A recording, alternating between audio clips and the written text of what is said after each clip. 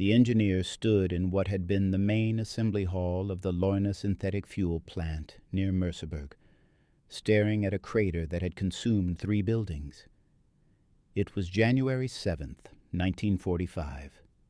The numbers in his report folder no longer made sense. The plant, which 2 years earlier had produced 17,000 tons of aviation fuel per month, now produced nothing. The machines were intact in some sections. The workers were present, standing idle among the wreckage. But the railroad marshaling yard was gone. The cooling water pipes were shattered. The electrical substations were rubble. The coal conveyors had been buried under tons of collapsed masonry. He had believed, as most Germans in industrial management believed, that dispersal and redundancy would save them. They had moved production underground. They had scattered factories across the countryside. They had built duplicate facilities in different regions. They had recruited foreign labor and concentration camp prisoners to replace workers called to the front. They had done everything the ministry demanded, but the mathematics were relentless. The Americans had dropped bombs. The British had dropped bombs. And Germany was collapsing not from the destruction of any single target, but from the cumulative tonnage that made repair impossible and coordination futile. If you're enjoying this deep dive into the story, hit the subscribe button and let us know in the comments from where in the world you are watching from today. By war's end, American bombers would deliver approximately 1.36 million tons of explosives onto German territory and German-occupied Europe. British Bomber Command would add another 955,000 tons. Combined, the total exceeded 2.3 million tons dropped specifically on Germany, with additional tonnage on occupied territories bringing strategic bombing totals to roughly 3.7 million tons across the European theater. These are not estimated figures. They are documented in tonnage reports filed by every squadron, every month, compiled by the United States Strategic Bombing Survey and British Bomber Command records. The engineer at Leuna was witnessing the result of this campaign. But the story of how Germany collapsed under this weight begins not in 1945 with defeat, but in 1940 with confidence. German leadership believed their nation could absorb strategic bombing. They believed dispersed industry, civilian morale, and fighter defenses would render the bomber threat manageable. They believed wrong. This is the story of how 3.7 million tons of explosives destroyed not just German factories and cities, but the web of connections that allowed a modern industrial nation to function. It is the story of how belief in resilience confronted mathematical reality. And it is the story of the specific, documented moment when German production, transportation, and organization collapsed under sustained bombardment that made repair physically impossible. The central question is precise. How did the combined Anglo-American bombing campaign, delivering millions of tons of explosives over 5 years, dismantle German industrial capacity and morale to the point of national collapse? The answer is not in the destruction of any single target or any single raid. The answer is in the accumulation, in the tonnage, in the unending repetition that prevented recovery and broke the systems that connected raw materials to factories, factories to railroads, railroads to armies, and armies to fuel. The engineer at Leuna, holding his useless production reports, represented millions of Germans who had believed their nation's industrial strength could withstand whatever the Allies delivered. By January 1945, standing in a crater that had consumed his workplace, he knew the truth. The bombs had won, not through precision, not through dramatic destruction of vital targets, but through sheer, accumulated, overwhelming tonnage that made modern industrial warfare impossible. In 1940, when the Royal Air Force began its strategic bombing campaign against German industrial targets, German leadership viewed the threat with measured concern but not alarm. They had studied the theoretical writings on strategic bombing. They knew Giulio Douhet's predictions that bombers would destroy civilian morale and collapse nations from within.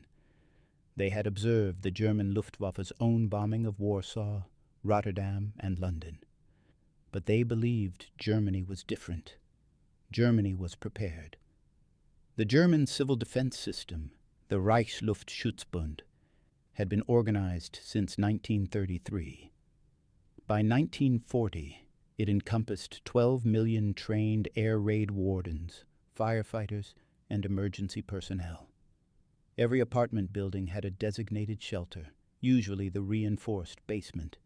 Every block had wardens responsible for ensuring blackout compliance and coordinating evacuations. The system was thorough, bureaucratic, and typically German in its attention to procedure and preparation. German cities had been designed with dispersal in mind even before the war. Unlike British industrial cities where factories clustered near ports and rail hubs, German industry was scattered across regions. Krupp had facilities in Essen, but also in Breslau and Magdeburg. Daimler-Benz operated plants in Stuttgart, Berlin, and Mannheim. Synthetic fuel production, critical for a nation with no natural petroleum, was distributed across multiple Leuna-type plants in Saxony, Silesia, and the Ruhr. If one plant was damaged, others would compensate. Or so the planning assumed. Fighter defenses were substantial. The Luftwaffe maintained dedicated fighter squadrons for homeland defense, equipped initially with Messerschmitt Bf 109 fighters, and later with Focke-Wulf FW 190 fighters. Flak batteries ringed every major city. By 1943, Germany operated over 10,000 heavy anti-aircraft guns, primarily the 88mm flak weapons that could engage bombers at 25,000 feet. Radar stations provided early warning, allowing fighters to intercept approaching formations. German propaganda emphasized resilience. Newsreels showed civilians calmly entering shelters, emerging after raids to clear rubble and resume work. Posters proclaimed that German will was unbreakable, that British terror bombing only strengthened resolve. The narrative was consistent. Germany could absorb punishment and continue fighting. Production would not stop. Morale would not break. The homeland was defended by technology, organization, and German character. This confidence had historical foundation. Germany had endured the British blockade in World War I, which starved the civilian population and contributed to defeat. But that was economic strangulation, slow and grinding. Strategic bombing, German planners believed, was different. Bombs destroyed specific targets. Specific targets could be repaired or replaced. As long as the overall industrial base remained functional, as long as raw materials reached factories and finished goods reached the front, Germany would survive. Early results seemed to confirm this assessment. British bombing in 1940 and 1941 achieved limited damage. Navigation was poor, forcing night attacks that scattered bombs across wide areas. German civil defense handled the fires efficiently. Factories that were hit resumed production within days or weeks. Worker morale remained steady, supported by propaganda that cast bombing as British barbarism against innocent civilians. By 1942, German war production was actually increasing. Tank output rose from 4,000 in 1941 to 9,000 in 1942. Aircraft production reached 15,000 planes in 1942. Synthetic fuel production maintained levels near 4 million tons annually. Ammunition output expanded to supply armies fighting across Europe, North Africa, and Russia. The numbers suggested that strategic bombing was failing. German industry was functioning.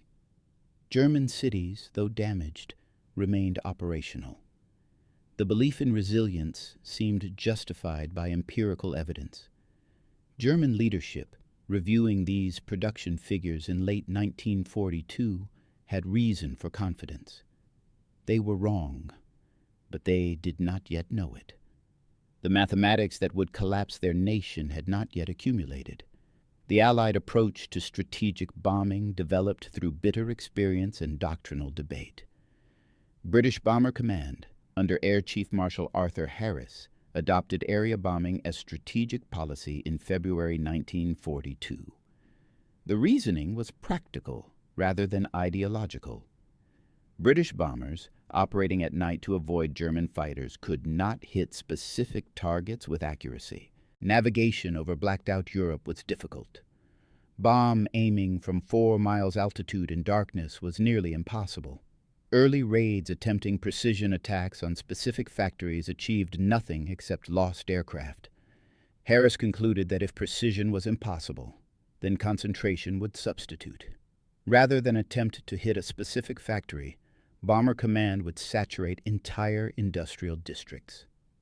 The Butt Report of August 1941 had documented that only 1 in 5 RAF aircraft got within 5 miles of its target. If bombers could not hit specific buildings, they could at least ensure that enough explosives fell on a city to disrupt production, destroy worker housing, and force evacuation of civilians whose labor sustained the war economy. The first 1,000-bomber raid demonstrated this doctrine. On the night of May 30th to 31st, 1942, 1,047 British aircraft struck Cologne. The raid delivered 1,455 tons of explosives and incendiaries onto the city in 90 minutes. 600 acres burned. 45,000 civilians were rendered homeless. 12,000 buildings were destroyed or damaged. Production at Cologne's industrial plants ceased for weeks. The raid proved that concentration created effects beyond simple destruction. Fire spread faster than civil defense could contain it. Refugees fled, clogging roads and straining resources in reception areas. Repair crews could not address every damaged building simultaneously. Administrative systems became overwhelmed by the scale of documentation required. The psychological impact on workers, who lost homes and family members, reduced efficiency even in undamaged factories. American bombing doctrine differed significantly. The United States Army Air Forces believed in daylight precision bombing using heavily armed bombers that could defend themselves against fighters. The Boeing B-17 Flying Fortress and consolidated B-24 Liberator carried multiple 50-caliber machine guns and sophisticated bomb sights. American doctrine, developed at the Air Corps' tactical school before the war, identified specific target systems as vital to the German war economy: ball-bearing production, synthetic fuel plants, aircraft factories, and transportation networks. The theory held that destroying these bottleneck industries would collapse German military capability without requiring the wholesale destruction of cities. Precision attacks on irreplaceable facilities would cripple production more efficiently than area bombing. The Norden bomb site, classified as one of America's most secret weapons, supposedly allowed bombardiers to place bombs within 100 feet of aim point from 25,000 feet altitude. Reality was more complex. American formations arriving over Europe in 1943 discovered that daylight bombing invited fierce fighter opposition. German fighters attacked in head-on passes, exploiting the B-17's limited forward armament. The Schweinfurt raids in October 1943 demonstrated the vulnerability. 291 B-17s attacked ball-bearing plants. 60 were shot down. 138 were damaged. Losses exceeded 20%, an unsustainable rate. Weather also degraded precision. Cloud cover over Europe averaged 60 to 70%. Bombing through clouds using radar aiming points reduced accuracy to area bombing levels, negating the advantage of daylight operations. The pristine doctrine of precision attack degraded into practical reality of bombing approximate locations when targets could be seen, and bombing German-occupied territory when targets were obscured. By late 1943, Allied bombing represented a combined approach. British bombers struck cities at night, creating firestorms and destroying worker housing. American bombers struck industrial targets by day or bombed through clouds when weather prevented visual attacks. Neither approach achieved the decisive results predicted by pre-war doctrine, but together they delivered growing tonnages month after month, and tonnage, accumulated over time, would prove more significant than precision or doctrine. The tonnage began to accumulate in ways German planners had not anticipated. In 1942, the combined Allied air forces dropped approximately 48,000 tons of bombs on Germany. This was manageable. Repair crews could address damage. Production continued. In 1943, the tonnage increased to 207,000 tons. Still manageable, though strain appeared in the system. Cities absorbed damage. Factories rebuilt. But by 1944, the mathematics changed fundamentally. In 1944 alone, Allied bombers delivered 1.2 million tons of explosives onto German territory and German-occupied Europe. This represented more bombing in 12 months than the previous 4 years combined. The increase was not incremental, it was exponential, and it reflected the arrival of American heavy bomber production at full capacity, combined with British Bomber Command operating at peak strength. By mid-1944, the 8th Air Force in England could dispatch over 1,000 heavy bombers on a single mission. The 15th Air Force in Italy added hundreds more striking from the south. RAF Bomber Command regularly sent 700 to 800 aircraft on night raids. The mathematics were straightforward and brutal. Each B-17 carried approximately 4,000 pounds of bombs on typical missions, sometimes up to 8,000 pounds on shorter-range targets. Each Lancaster carried 14,000 pounds. Multiply aircraft numbers by bomb loads, multiply missions per month, and the tonnage became staggering. March 19, 1945 saw the single heaviest bombing day of the European War. Allied aircraft delivered over 10,000 tons in 24 hours across multiple German cities and transportation targets. That was more explosive power in one day than Britain received during the entire Blitz of 1940 to 1941.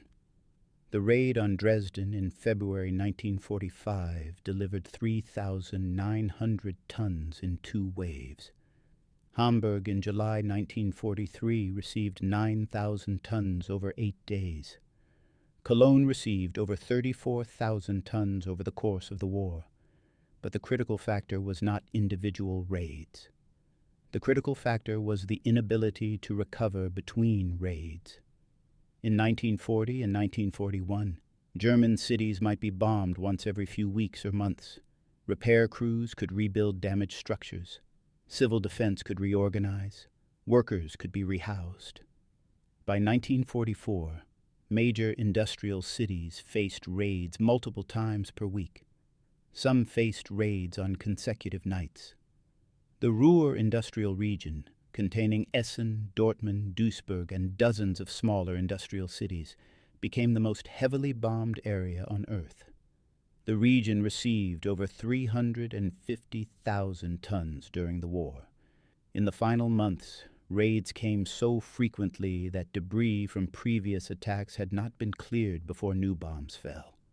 Streets remained blocked. Utilities remained severed. The administrative capacity to even document damage, let alone repair it, collapsed. Transportation infrastructure suffered disproportionate damage. Marshaling yards where railroads sorted freight cars and assembled trains were enormous and impossible to conceal. The Ham marshaling yard, crucial for distributing coal from the Ruhr, was attacked repeatedly from 1943 through 1945. Each attack cratered tracks, destroyed switches, and demolished buildings. Repair was possible, but required weeks of intensive labor. Before repairs could be completed, another raid would hit. By late 1944, German railroad capacity had declined by 40%. This was not from destroyed locomotives or freight cars, though thousands were destroyed. This was from the disruption of the network itself. A train could not run if bridges were down. Freight could not be sorted if marshaling yards were cratered. Coal could not be distributed if the Ruhr rail connections were severed. The cumulative effect of repeated bombing created cascade failures throughout the transportation system, and without transportation, nothing else functioned. The mathematics had become inexorable. The breaking point came in the winter of 1944 to 1945, and it came not through the destruction of any single target, but through the collapse of Germany's transportation network. Albert Speer, Minister of Armaments and War Production, recognized this with characteristic clarity. In his report to Hitler dated January 30th, 1945, Speer stated bluntly that the German economy would collapse within 4 to 8 weeks if transportation could not be restored. The statistics documented the collapse in precise detail.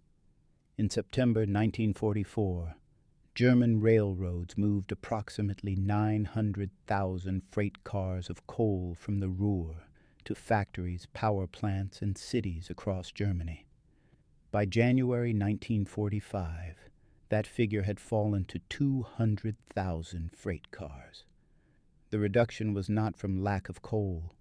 The Ruhr mines still produced coal. The reduction was from the physical impossibility of moving it. Allied bombers had implemented Operation Hurricane in October 1944, specifically targeting the German rail system. Every major marshaling yard received repeated attacks. The Cologne Nippes yard was hit 7 times in 3 weeks.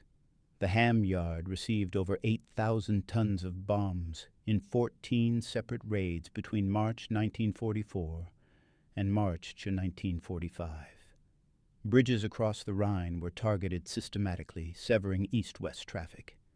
The effect cascaded through the entire economy. Power plants could not receive coal, so electrical generation declined. Factories could not receive coal, so blast furnaces shut down. Cities could not receive coal, so civilian heating ceased. Synthetic fuel plants, which required enormous quantities of coal for the Fischer-Tropsch process, began shutting down in December 1944. By February 1945, aviation fuel production had declined from 4 million tons annually to virtually nothing. Steel production demonstrated the collapse most clearly. In January 1944, Germany produced 1 million tons of steel. By March 1945, production had fallen to 200,000 tons. The factories still existed. The workers were present.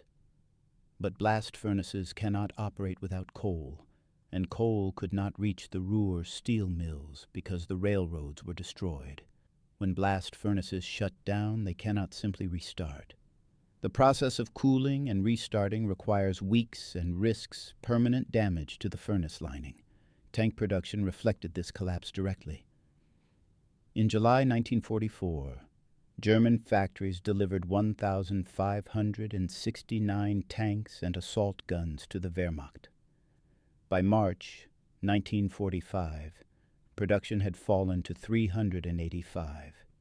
The assembly plants were damaged by bombing, but the primary cause was lack of steel, lack of components, lack of transportation to move finished vehicles to the front. Aircraft production showed similar decline. In September 1944, Germany produced 3,375 aircraft. By February 1945, production had fallen to 1,000. Again, the factories existed. The Messerschmitt underground complex at Oberammergau, carved into mountainsides and supposedly bomb-proof, produced Me Too, 62 jet fighters throughout early 1945. But those jets could not fly without fuel, and fuel could not be refined without coal, and coal could not be transported because the railroads were destroyed. If you find this story engaging, please take a moment to subscribe and enable notifications. It helps us continue producing in-depth content like this. Speer, in his memoirs written after the war, described the transportation collapse as the decisive factor in Germany's defeat. He wrote that dispersal and underground factories had protected production capacity, but that bombing had destroyed the links between production centers. A factory that could not receive raw materials or ship finished goods was functionally destroyed, even if its machinery remained intact. The bombs had not eliminated German industry through direct hits. They had strangled it by severing the arteries that connected the organs of the industrial body. The collapse of transportation and industry was documented in statistics and reports. The human experience was documented in diaries, letters, and post-war testimony. German civilians in industrial cities lived through something unprecedented in modern warfare: the sustained bombardment of their homes and workplaces over years, with increasing intensity and no possibility of effective defense. The Hamburg firestorm of July 1943 demonstrated what concentrated incendiary bombing could achieve. On the night of July 27th to 28th, 722 RAF bombers delivered 2,300 tons of high explosives and incendiaries onto Hamburg's densely built residential districts. The raid created a firestorm, a meteorological phenomenon where fires generate their own wind systems, with air rushing toward the burning center at hurricane velocity. Temperatures in the firestorm exceeded 1,000 degrees Celsius. Asphalt streets ignited. People in bomb shelters suffocated from oxygen depletion or died from carbon monoxide poisoning. Those who fled into the streets were caught in winds that threw them into fires. The official death toll was 42,600. Over 1 million people fled Hamburg in the following days, abandoning the city entirely. Industrial production ceased for months. The Dresden raids of February 13th to 15th, 1945, followed a similar pattern. RAF bombers struck at night with incendiaries, creating firestorms in the historic city center. American bombers struck the following day, bombing through the smoke. Casualties were estimated between 25,000 and 40,000, though precise figures remain disputed. The raids destroyed 13 square miles of the city center, rendering 600,000 people homeless. But these dramatic raids, remembered because of their intensity and death tolls, were not representative of the broader campaign. Most raids killed dozens or hundreds rather than tens of thousands. Most raids damaged blocks of buildings rather than destroying entire city centers. The cumulative effect came from repetition, from the unending succession of raids that prevented recovery and made normal life impossible. A worker in Essen, whose diary was preserved in the German Federal Archives, recorded raids on 53 separate occasions between March 1943 and March 1945. Each entry noted the time, the damage to his neighborhood, the status of the factory where he worked. The entries grew shorter and more resigned over time. Early entries expressed anger at British terror bombing. Later entries simply noted facts. Another raid. More buildings destroyed. Factory damaged again. No water, no gas, no electricity. The psychological impact was cumulative. Civil defense workers in Hamburg reported that after the July 1943 firestorm, many survivors refused to remain in the city even after shelters were repaired. They feared a repetition. They no longer trusted that civil defense could protect them. Absenteeism in factories increased as workers prioritized family survival over production quotas. When the next raid came, workers fled to shelters or evacuation areas rather than remaining at their posts to protect machinery. German authorities attempted to maintain morale through propaganda, emphasizing eventual victory and portraying bombing as British barbarism. But propaganda could not compensate for the visible reality of destroyed cities and the invisible reality of severed supply networks. Workers could see that their homes were rubble. They could see that trains no longer ran regularly. They could see that food rations declined and coal for heating disappeared. The gap between propaganda promises and experienced reality destroyed belief more effectively than any Allied leaflet campaign. By early 1945, German civilian morale in Western industrial cities had collapsed. People remained in their shelters after raids, too exhausted to work. Refugees clogged roads, fleeing westward ahead of the Soviet advance or simply seeking undamaged cities. The administrative apparatus that had sustained German organization began to fragment under the weight of refugees, destroyed records, and overwhelmed officials. By March 1945, the German Reich existed only in administrative fiction. The borders on maps no longer corresponded to controlled territory. The organizational charts in ministry offices described departments that no longer functioned. The production targets issued by Speer's ministry were fantasies disconnected from physical reality. Germany had collapsed as a functioning industrial state, and the collapse came not from battlefield defeat but from the accumulated tonnage that had severed every connection between resource, production, and distribution. The statistics from the final months documented total system failure. In April 1945, coal deliveries from the Ruhr had ceased entirely.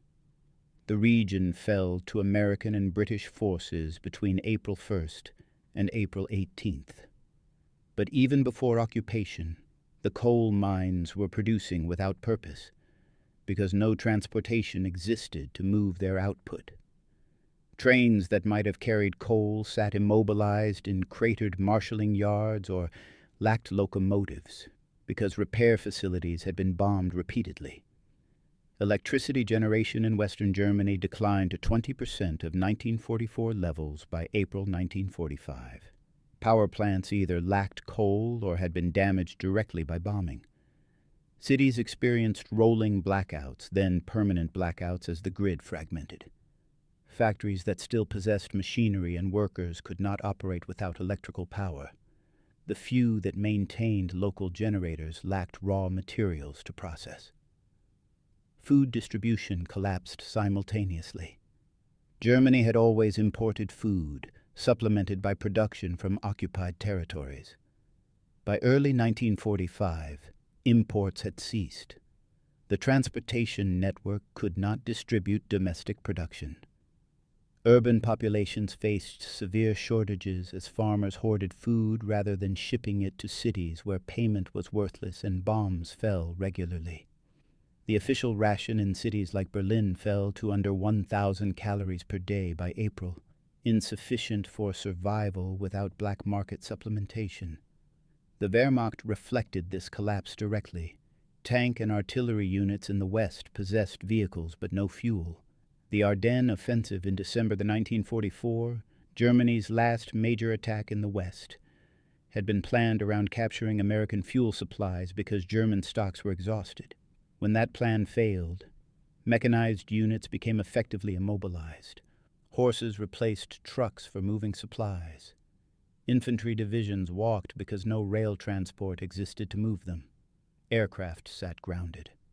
The Luftwaff possessed approximately 3,000 aircraft in February 1945, including advanced Me-262 jets.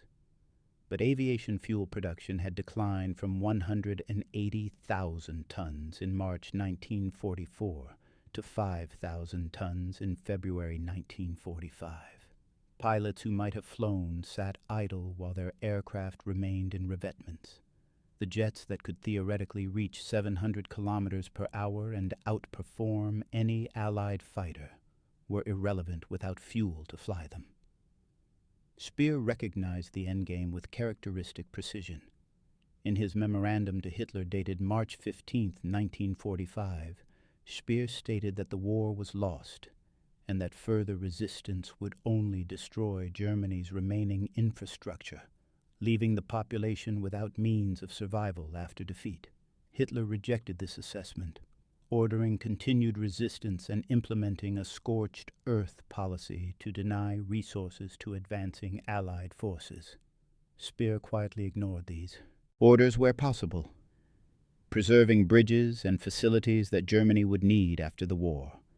The engineer at Leuna, who had stood in the crater in January, witnessed the plant's final days in April. American forces occupied the area on April 13, 1945. The plant's machinery, much of it still intact, had not produced fuel in months.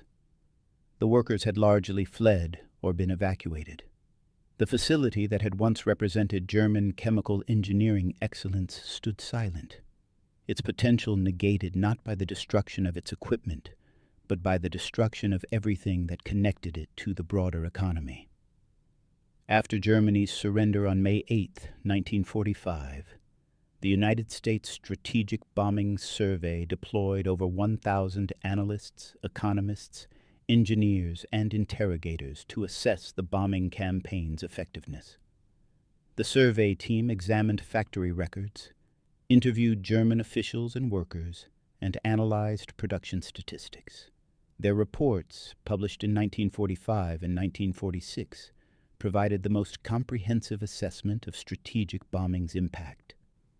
The survey's findings were complex and contradicted simple narratives. German war production had not declined continuously under bombing. Despite the campaign, tank production increased from 9,000 in 1942 to 19,000 in 1944. Aircraft production reached its peak of 40,000 planes in 1944, the year of heaviest bombing. Ammunition production expanded throughout 1943 and 1944. These statistics suggested that bombing had not prevented German industry from functioning, but the survey identified what bombing had prevented. Without the campaign, German production would have been substantially higher. The survey estimated that bombing reduced German military output by at least 30% from potential levels. More significantly, bombing forced Germany to divert enormous resources to defense that might otherwise have gone to offensive operations. 2 million Germans worked in air raid protection and repair services. 10,000 88mm guns served as anti-aircraft weapons rather than anti-tank weapons on the Eastern Front. 30% of German artillery production went to flak guns. Thousands of fighters defended Germany rather than supporting ground forces. The survey concluded that area bombing of cities had been less effective than attacks on specific industrial systems. The Hamburg firestorm killed 42,000 people, but did not permanently reduce Hamburg's industrial contribution. Workers returned, factories rebuilt, production resumed. By contrast, attacks on transportation infrastructure in late 1944 and early 1945 created cascade failures that collapsed the entire economy. When the rail network failed, every factory dependent on transportation failed simultaneously. The oil campaign demonstrated this principle most clearly. Allied bombers attacked synthetic fuel plants systematically from May 1944 onward. These facilities were difficult to destroy completely because they were dispersed and heavily defended, but they were also impossible to operate while under sustained attack. Repeated raids prevented repair. Aviation fuel production declined by 90% between March 1944 and March 1945. This single result immobilized the Luftwaff and Wehrmacht, achieving what years of area bombing had not. The moral dimensions of the campaign remained contested. British Bomber Command had deliberately targeted residential areas to kill workers and destroy morale. The Hamburg firestorm, the Dresden raids, and dozens of smaller attacks killed an estimated 400,000 German civilians. Whether this constituted legitimate warfare or war crimes sparked immediate debate after victory. Air Chief Marshal Harris defended area bombing as militarily necessary given the limitations of night navigation and the need to pressure Germany from the west, while the Soviet Union bore the burden of ground combat. American commanders emphasized precision attacks on military and industrial targets, though in practice, American bombers also engaged in area bombing when weather prevented visual attacks. The distinction between precision and area bombing often disappeared in execution, with both air forces dropping explosives on urban areas regardless of stated targeting philosophy. The survey noted that German civilian morale had not collapsed until the final months when military defeat was obvious. Bombing alone had not broken German will to resist, but bombing combined with military defeats on all fronts, loss of occupied territories, and visible failure of Germany's own strategic promises had destroyed belief in ultimate victory. By early 1945, German civilians wanted the war to end regardless of terms, not because bombing had terrorized them, but because bombing had made clear that Germany could not win. The engineer at Leuna, who stood in the crater in January 1945, represented a broader truth about the bombing campaign. The destruction of his facility came not from a single devastating raid, but from the accumulated effect of repeated attacks that made repair impossible and coordination futile. This pattern repeated across Germany. 3.7 million tons of explosives, delivered over 5 years by thousands of aircraft in hundreds of thousands of sorties, dismantled the infrastructure that connected raw materials to factories, factories to transportation, transportation to military forces, and military forces to fuel and ammunition. The campaign's significance lay not in any individual raid, no matter how dramatic, but in the mathematics of sustained bombardment. German industry proved resilient. Dispersal worked. Underground factories worked. Civil defense limited casualties compared to pre-war predictions. But nothing could overcome the simple arithmetic that prevented recovery when raids came faster than repairs could be completed. The transportation network, upon which everything depended, could not function when bridges were destroyed repeatedly, marshaling yards were cratered continuously, and locomotives were strafed regularly. The cost was extraordinary on both sides. Allied air forces lost approximately 140,000 aircrew killed or missing over Europe. British Bomber Command suffered a 44% casualty rate, the highest of any Allied service. American 8th Air Force lost over 26,000 men killed. Each bomber represented 11 to 14 tons of aluminum, copper, steel, and electronics. Each mission consumed thousands of gallons of aviation fuel. The economic cost of building, manning, and operating the bomber fleets was exceeded only by the Manhattan Project in Allied expenditure. For Germany, the cost was calculated in destroyed cities, disrupted lives, and lost production. 400,000 civilians killed, 7.5 million rendered homeless, millions more evacuated from threatened cities, infrastructure damage requiring decades to rebuild, industrial capacity reduced to a fraction of pre-war levels. The bombing campaign did not single-handedly defeat Germany. Soviet forces destroyed the Wehrmacht on the Eastern Front. Allied armies in the West captured territory and eliminated German fighting capacity. But bombing created the conditions that made ground victory achievable by starving German forces of fuel, ammunition, and equipment. The post-war debate over strategic bombing's effectiveness and morality continued for decades. Critics argued that resources devoted to bombers should have gone to ground forces, that civilian casualties were disproportionate to military gains, that precision doctrine failed in practice. Defenders argued that bombing was the only way to pressure Germany from the west before the invasion of France, that German resources diverted to defense reduced capability on other fronts, that transportation attacks in late 1944 were decisively effective. Both arguments contain truth. The campaign was less effective than pre-war doctrine predicted.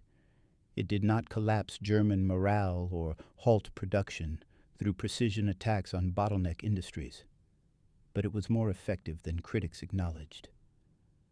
By 1945, Germany could not move coal, refine fuel, generate electricity, or manufacture weapons in quantities necessary for modern warfare. This collapse resulted directly from accumulated bombing that destroyed the connections between industrial components. The engineer at Leuna, surveying the crater that had consumed his workplace, understood something that transcended doctrine and debate.